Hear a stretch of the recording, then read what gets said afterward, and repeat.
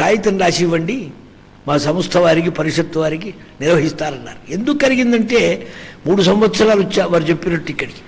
ఇది 4వది. వేదశాస్త్ర పరిషత్తు సంబంధంగానే వచ్చా. వాడపల్లి గడపల్లి కొవ్వూరు ప్రోగ్రాములకు వచ్చా, కానీ ఇక్కడికి ఇచ్చింది మాత్రం ఇదే పని. నన్ను రాజమండ్రి తెచ్చిందే వారు.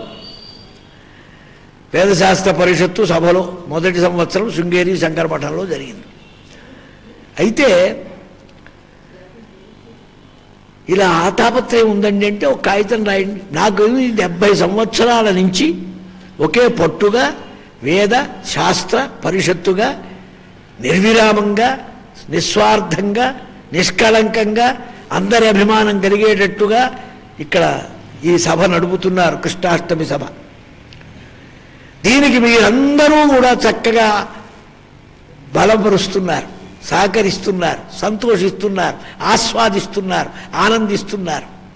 ఈ సభ చూసి నాకు చకితున్నై, ఇట్లాంటి సభ మన పురాణాలని కూడా ఏదైనా పోషించాలా అని ఒక భ్రమ కలిగి వారితో చెబితే ఒక కాగితం పెట్టండి అన్నారు. పెట్టాను. అంతకుముందు ఏమైంది, నన్ను ఊరికి పంపించేటప్పుడు మా హోతా శ్రీరామచంద్రమూర్తి గారు ఒక్క మాట అన్నాడు, మీరు 5-6 రోజులు ఈ ఊళ్ళో పురాణం చెప్పాలండి ఏదన్నా. నేను పురాణాలు మానేశానండి. జనవరి 31తో పురాణాలు మానేశా. 2004 చెప్పదలుచుకోలేదు. నిజంగా చెబుదామన్నా ఓపిక లేదు, చెప్పే ఉత్సాహం లేదు. వయస్సు 81, ఎందుకు ఇంకా ఆరాటం, అక్కర్లేని పని. చెప్పేవాళ్ళని ప్రోత్సహించాలి, ఇప్పుడు చేయాల్సిన పనిది. మా వాళ్ళు అట్టగా చెప్పేవాడు నోట్లోని మట్టి కొడతారు. వాడేం చెబుతాడే, వాడా నీకు పురాణాలు దొరికిందంటాడు. వీడు వెంటనే భాష్యం, నువ్వు చెప్పకపోతే చెప్పకపోయినా వాడు చెప్పుకొని వరాదు గోలా. కొంచెం అక్కడి నుంచే అసలు వచ్చిన తేడా. ఇది మళ్ళీ ఇది నడవాలా కనుక ఆయన అడిగిన మాట నాకు ఇంటికి వెళ్ళిన తర్వాత ఇది బుర్రలో తోచి ఒక కాగితం పెడితే వారు సహృదయంతో కమిటీ వారు మీటింగ్ పెట్టుకొని అనుగ్రహించారు, నిజంగా సహకరించారు, సంతోషించారు. నాకు చాలా సంతోషమైంది. సంతోషమై చాతగాని పని, ఓపిక లేని పని, వద్దనుకున్న పని వద్దనుకున్నా, శపథంగా నేను చెప్పనని మళ్ళీ చెబుతున్నా ఏమిటయ్యా అన్నారు. రెండోది ఒక్కటి, ఇందులో వేదం కోసం చెబుతున్నా కదా, వేదశాస్త్రాల కోసం చెప్తే సత్యదోషం లేదు. రెండోది స్వార్థం కోసం చెప్పడం లేదుగా. ఈ రెండు తృప్తులతో నేను సాహసించా. మీరంతా సహకరించి ఇది పవిత్రమైన కార్యమని, మనకు వేదశాస్త్రాలతో పాటు ప్రామాణిక పురాణ ప్రవచనం కూడా నడవాలని. ఇదిలో అందరూ రాలేరు, అందరూ వద్దామనుకున్నా కుదరదు. పురాణం చెబుతారంటాడు, ఇది క్లాసు పాఠం కాదు, టీచర్ కాదు, కోచింగ్ కాదు, ట్యూషన్ చెప్పడం కాదు, ముక్కస్య ముక్కార్థ కాదు. ఆయన ముక్కు నలుపుకుంటూ ముక్కస్య ముక్కార్థ అంటే ఈ లోపల వచ్చిన వాడు వెళ్ళిపోతూ ఉంటాడు. అంతా వెళ్ళిపోయినారు, ఒక్కడు మిగిలాడు పురాణానికి. నువ్వు ఒక్కడివి పరమభక్తుడు అయ్యా అన్నాడు శాస్త్రులు గారు. ఒకడే దొరికాడుగా. నా బొంద భక్తి, నేను ఎప్పుడో వెళ్ళేవాడిని, నీ ముడి కింద వేసిన తివాచీ నాది, నేను పోతే అది పోతుందేమో అని కూర్చున్నాను. రేపటి నుంచి మా తివాచీ వెయ్యని నీ ఇష్టం అన్నాడు. నేను 60 ఏళ్ళు పల్లెలు పట్టణాలు సీడెడ్ తెలంగాణ సర్కార్ తిరగని చోట్లేదు, చెప్పని చోట్లేదు, ఏదైనా చెప్పి తీరాలి. తెలంగాణ మొరటు ఊళ్ళల్లో నేను వెళ్ళినప్పుడు భాష కూడా ఉండేది కాదు, వాళ్ళకు భాషాబోధన కూడా నేనే. నా నమ్మకం ఏమిటి, కుశలములు చెబితే రాముడు విన్నాడు. సాక్షాత్తు వ్యాసుల వారు విన్నారండి. జనమేజయుడు పక్కన వైశంపాయనుడు చెబితే. ఇంకో తమాషా, ఇది పురాణం పాఠమా, పాఠమేనని నా భావం. అందరికీ ఉండదు ఇది. సంస్కృతం చదువుకుంటే పురాణం చెప్పొచ్చు అనుకుంటారు. సంస్కృతం చెప్పుకుంటే దానికి అర్థం చెప్పొచ్చు, కానీ పురాణం చెప్పలేవు. ప్రవచనం చేయటం కష్టం. నేను మా తాతగారి దగ్గర పురాణం చదువుకొని 77 సంవత్సరాలు ఉన్నారు వారు. నేను అప్పటి 17 ఏళ్ళ వాడిని. మా సంప్రదాయంగా చదువుకున్నా. మా తండ్రులు పురాణం చెప్పారు, మా పెత్తండి గారు చెప్పారు, మా పెంతండి గారు చెప్పారు, మళ్ళా దర్శకరయాసి గారు ఆయన కూడా ప్రవచనాలు చేశాడు. నేను కేవలం అదే పెట్టుకున్నా ప్రత్యేకంగా దృష్టిగా. కనుక దీనికి రససృష్టి చెయ్యాలి. పైగా ఇది రూరల్ ప్రోగ్రాం. ఎన్ని చెప్పినా కేవలం పండిత సభను మెచ్చే ఉపనిషత్తులో బ్రహ్మసూత్రాలు వ్యాకరణము తద్ధిప్రచయాలు అవో అవో చెబితే ఇదేం లాభం లేదు. ఇది గ్రామీణ ప్రజలు, సమస్త ప్రజలు. తక్కెళ్ళపాడని గుంటూరు పక్కన ఊరు, గుంటూరు తెనాలి మధ్యలో ఉంది, అంతా రైతాంగం. నేను పురాణం చెప్పడానికి యాఠా వెళ్ళేవాడిని, ఆర్ద్రోత్సవాలని. యాఠా వెళితే 1000 మంది వచ్చేవాడు. హాయిగా వాళ్ళ కట్ట చెరువు కట్ట మీద కూర్చొని చుట్టాలు బ్రహ్మాండం. నేను 18 చదువుతుంటే వాడు ఒక దమ్ము కొడుతుండేవాడు, ఆనందించేవాడు. నేను వస్తే కానీ ఉత్సవాలు లేవనేవాడు. ఒక్క శ్లోకం చదివేవాడిని కాదు, ఒక్క ధర్మసూత్రం చెప్పేవాడిని కాదు. ఇప్పుడు తటస్థమైన పృథివీంద్ర మహాప్రళయంబు పట్ల భూమిపతియు తమ్ముడు శకుని నలుగురు వీరు కారకులు. ఈ పట్టుబట్టి ఆ వెలంకట సుబ్బారావు లేకపోతే అద్దంకి శ్రీరామూర్తి ఆశ్చర్యపడ్డాడు. ఒకసారి మాధవ పెద్ద ఆయన కాయలించుకున్నాడు. పట్లు వాళ్ళు పాడినట్టు చదువుతావా? నటన బట్టా పట్టు, నాటకం పట్టు, హరికథ పట్టు, ఉపన్యాసం పట్టు, పురాణం పట్టు 4 కలిపి ఒక మిక్చర్ లాగా తయారు చేశారు నా బాణి. ఈ బాణీతో తయారు చేసి ఈనాడు నా బాణీలో చెప్పేవాళ్ళు 30 మంది శిష్యులను తయారు చేశారు. అది భగవద్ అనుగ్రహం. మా వెంట ఉన్నాడు కుర్రవాడు, అతను మా దగ్గర చదువుకున్నవాడి. శృంగేరి వారి ఆస్థానంగా వారి ఆశీర్వచనంతో ఒక కాలేజీ పెట్టి నడిపా. తిరుపతి దేవస్థానం వారి దగ్గర 10 సంవత్సరాలు మ్యూజిక్ కాలేజీలో ఒక వింగుగా పౌరాణిక ట్రైనింగ్ కాలేజీని పెట్టి ప్రిన్సిపాల్గా పనిచేశా. ఎందుకని ఈ కళ, ఈ బాణీ నడపాలి. ఈ బాణీతో ఇప్పటికి కూడా చెబుతున్నా మా వేద పండితులు, శాస్త్ర పండితులు ఎవరైనా ఒకవేళ పురాణం చెబుదామని సరదా కలిగి వస్తే వారికి క్లూస్ చెప్పడానికి ఇప్పటికి కూడా సిద్ధం. Free, no fees. ఇది దేశానికి ప్రజలకు అవసరం. ప్రతి ఊళ్ళో పల్లెటూరులో పురాణ ప్రవచనం జరిగేది నా చిన్నతనంలో. అప్పుడు ఈ టెర్రరిస్టులు లేరు, దోపిడీలు లేవు, రేపులు లేవు, టేపులు లేవు. ప్రశాంతంగా అన్న అక్క చెల్లె అనుకుంటూ ఉండేవాళ్ళు. ప్రతిరోజు పురాణ ప్రవచనాలు ఎవరోజు చెబుతూ ఉండేవాళ్ళు. ప్రచారం జరిగేది. పురాణ ప్రవచనాలు మానేశారు, వేరే లేవు. ఈ దిక్కుమాల టీవీలు వచ్చినాయి. అందుట్లో ఒకడు 3 పెళ్ళిళ్ళు, 2 పెళ్ళిళ్ళు, 2 పెళ్ళాలు ఉండగా 3వ పెళ్ళి. ప్రేమ వివాహం అని ప్రేమను చేస్తాడు. ఆ కథకి అర్థమేమిటో అర్థం కాదు. వాడు చచ్చిన మన్నాడు ఇంకోటి కట్టుకోవడానికి సిద్ధమవుతుంది. ఇది ప్రేమ దోమ. ఫండమెంటల్స్ పాడైపోతున్నాయి మనకు. జాతిలో ఒక ధర్మం, ఒక ప్రిన్సిపల్స్, ఒక సంస్కారం, ఒక డివోషన్ రావాలి, త్యాగబుద్ధి, ఔదార్యం కావాలి. దిక్కుమాలిన డబ్బు కోసం ఏ పనైనా చెయ్యటం. ధర్మ అర్థ కామాలు ఉన్నాయి. అర్థం అనేది ఎందుకు మీడియేటర్. ఇటు ధర్మానికో అటు కామానికో పనిచెయ్యాలి. 2 పనిచేయకపోతే ఏమవుతుందన్నారు? నాశం భవిష్యతి, నాశమైపోతుంది.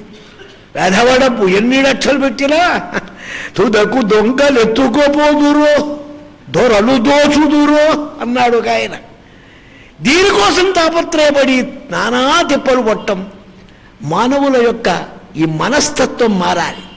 మీరు యాక్ట్లు పెట్టండి, బిల్లులు పెట్టండి, అరెస్టు చేస్తావనండి, ఫైర్ చేస్తావనండి, ఏమి చేసినా బుద్ధి మారాలి. బుద్ధి మారాలంటే మీకు సత్ప్రబోధం కలగాలి. సత్ప్రబోధం కలగాలంటే మన జాతి, మన సంస్కృతి, మన వైభవం, మన ధర్మశీలత తెలియాలి.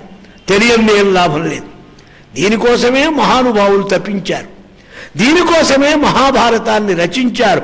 ధర్మశాస్త్రజ్ఞులు ధర్మశాస్త్రంబని, అధ్యాత్మ విధులు వేదాంతమనియు, నీతి విచక్షణులు నీతి శాస్త్రంబని, కవి వృషభులు మహాకావ్యమునియు, లాక్షణికులు సర్వలక్షణ సంగ్రహంబని, ఐతిహాసకులు ఇతిహాసమునియు, పరమ పౌరాణికులు బహుపురాణ సముచ్చయవంచు. ఎంత నన్నయ్య, ఎంత గొప్పవాడండి. ఓ సంస్కృతం చదువుకున్నా శ్లోకాలు చెప్పామంటే అది శోకం అవుతుంది, శ్లోకం కాదు. మీలోకి వెళ్ళాలి, సంస్కృతం మీద తెలుగులు చేసిన విమర్శలు చదువుకోవాలి. ఎంత గొప్ప మాట! ఈ నాట ఎంతో నాకు ఆనందం. పరమ పౌరాణికులు బహుపురాణ సముచ్చయమంచు, భారతాన్ని ఏమన్నారట? బహుపురాణ సముచ్చయం అన్నారు. ఒక్క భారతం చదివా నేను, భారతం చదువుతారా అనుకోహోకు, ఇది ఒట్టి పురాణం కాదురా, అనేక పురాణ యొక్క సముదాయ సారస్యం ఉంది ఇందులో. భారతం చదువు, పురాణాలన్నీ చదువు. నీకు ఇప్పుడు భారతంలో ఉన్న ఒక్కొక్క డౌట్ పోవాలంటే ఒక్కొక్క పురాణంలో పెట్టే కులు. అవన్నీ చూడకుండా భారతం గంటో పాఠం చేసినా నీకేం లాభం లేదు. వేదములున్నాయి, వేదాలన్నిటినీ చూపించినాయి. కర్మకాండను కొంత భాగం చూపిస్తే, ఉపనిషత్కాండ కొన్ని భాగం చూపిస్తే, వ్యవహారకాండ సామాజిక సామాన్య ధర్మం విశ్వజనీనమై వరగు అన్నాడు నన్నయ్య భట్టు. ఏం చక్కని మాటలు వేశాడండి. ఒక్కొక్క మాటను మనం భావన చేస్తే ఆయన ఎంత వ్యుత్పన్నుడో, ఎంత గొప్పవాడో. వివిధ వేద తత్వవేది వేదవ్యాసుడు, ఆది ముని పరాశరాత్మజుండు, విష్ణు సన్నుభుండు, విశ్వజనీనమై పరుగుచుండ చేసే భారతంబు. విశ్వజనీనమై, నాడు నేడు ఎప్పుడూ జగత్తుకు సంబంధం కలది భారతం. కేవలం ఒక గ్రూపుకో, ఒక శాఖకో, ఒక పద్ధతికో పరిమితం కాదు. ఏమండి, ఎప్పుడో జరిగిపోయింది, అది జరిగిందో లేదో మనకు తెలియదు. దానికోసం నేను ఇండియా అంతా తిరిగా. భారతము యొక్క చరిత్ర ఎక్కడెక్కడ ఎప్పుడు ఎట్లా ఉందో అన్ని ప్రాంతాలు తిరిగి చూచా. ఢిల్లీ 14 సార్లు వెళ్ళా, 8 సార్లు ఢిల్లీలో ప్రోగ్రాం చెప్పా ఆంధ్ర సంఘం తరఫున. ఢిల్లీ నుంచి హస్తినాపురం వెళ్ళా. హస్తినాపురం అడిగితే ఎవడూ చెప్పలే, అదో కాలనీ అన్నాడు. భలేవాడివే, అశోక్ నగర్ కాలనీ మాది హైదరాబాద్లో, అది అశోకవనం అంటావా? పేరు పెట్టుకోవడానికి రా. ఢిల్లీలో భీష్మాచార్య మార్గ్, ద్రోణ మార్గ్ ఉన్నాయి. ఇవైతయా 150 మైళ్ళు మీరట్ జిల్లాలో ఉంది హస్తినాపురం. ఇది నిజమాబద్ధమా? ఎందుకంటే వేరే గొప్పతనానికి కాదండి, ఇది సత్యమని నాకు తెలియంది మీకట్టా చెబుతా. మీకు చెప్పానంటే మోసం.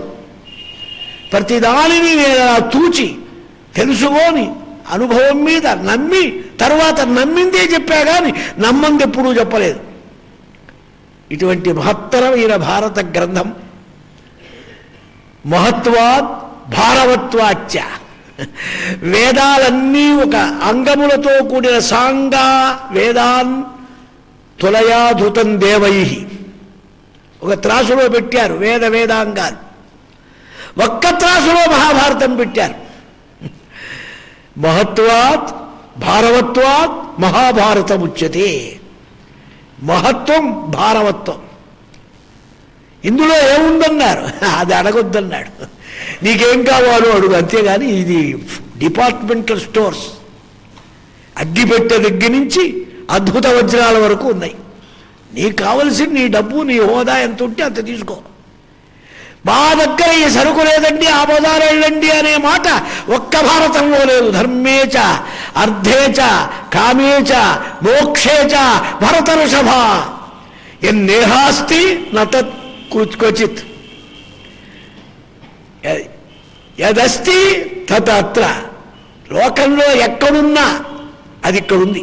ధర్మం, అర్థం, కామం, ఇవి మూడేగా. మోక్షం లేదా? మోక్షం కూడా ఉంది. మోక్షం లేకపోతే తిక్కన గారు కాశీలో వ్యాసుల వారి దర్శనమైంది.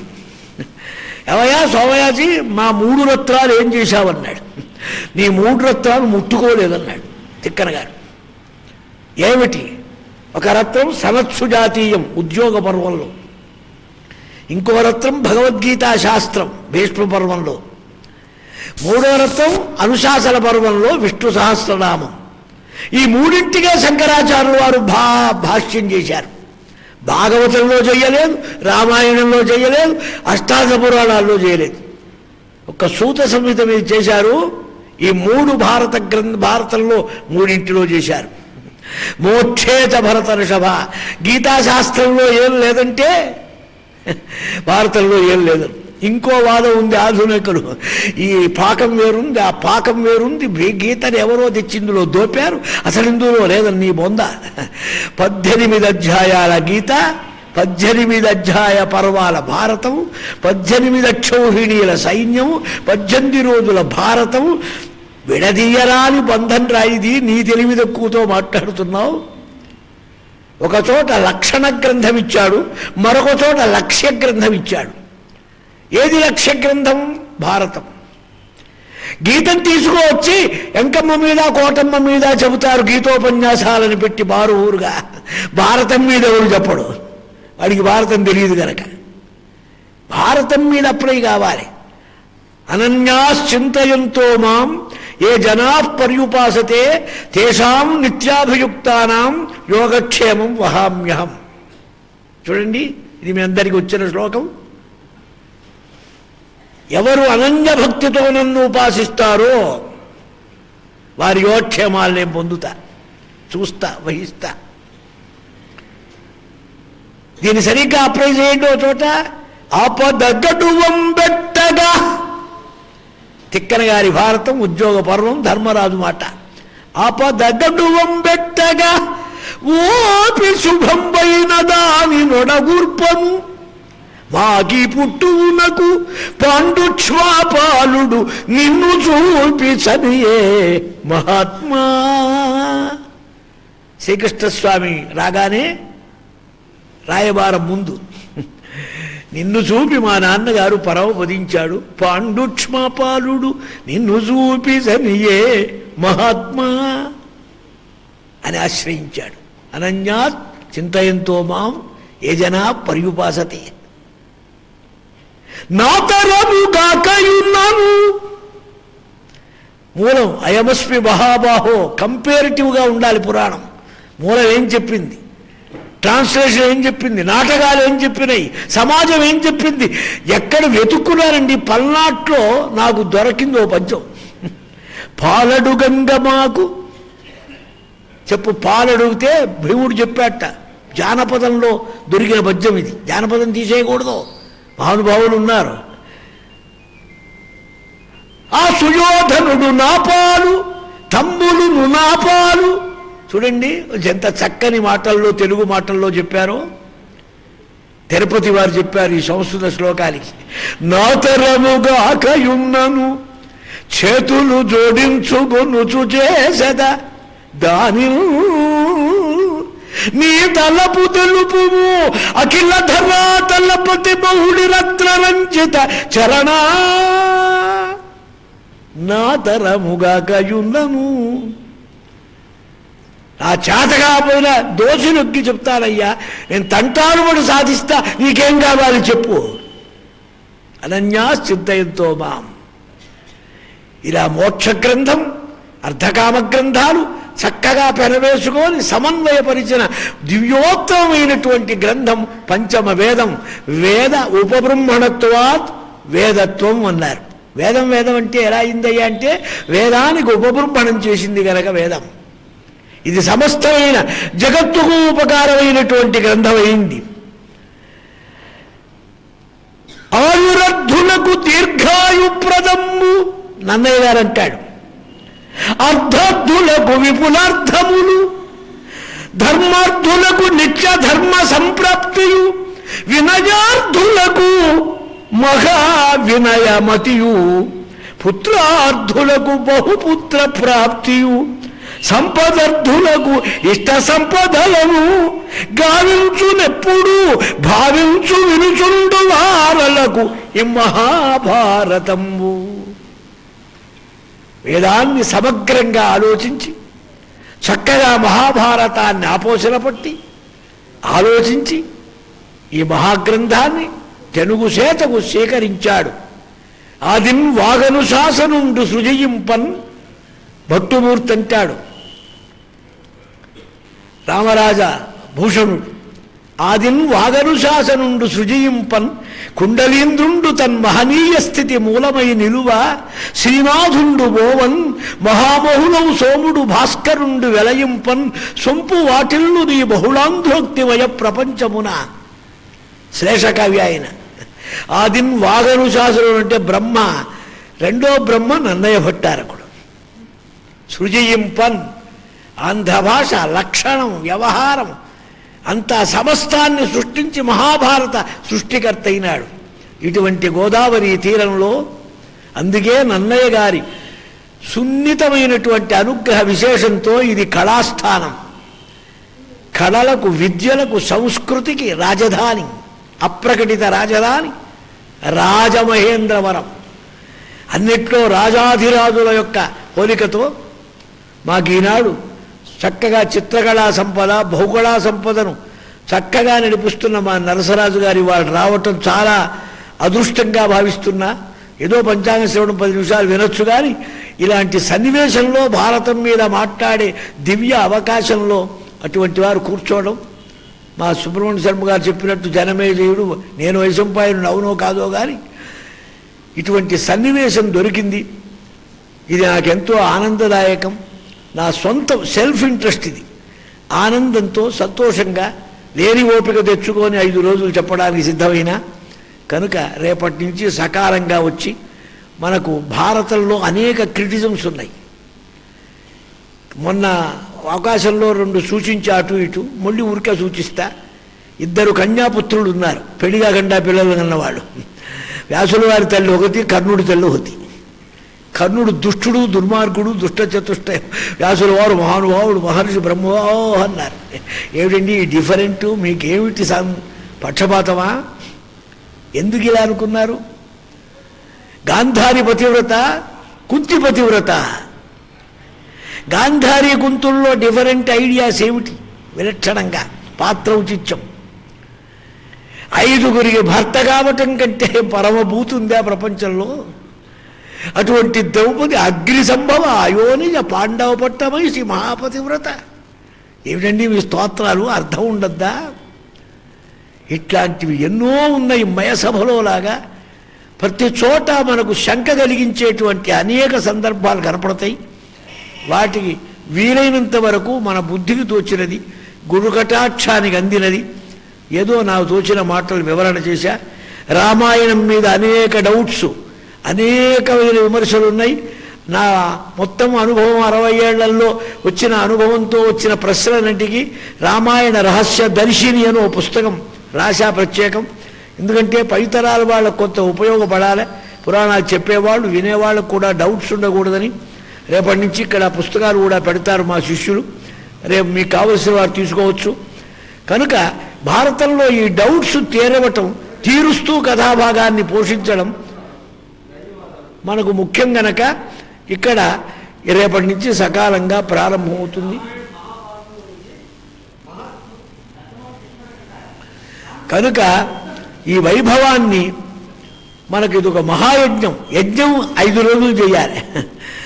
సౌత్రామణేష్టి మొదలైన వాటిగా. ఆగమశాస్త్రం పాంచరాత్రం.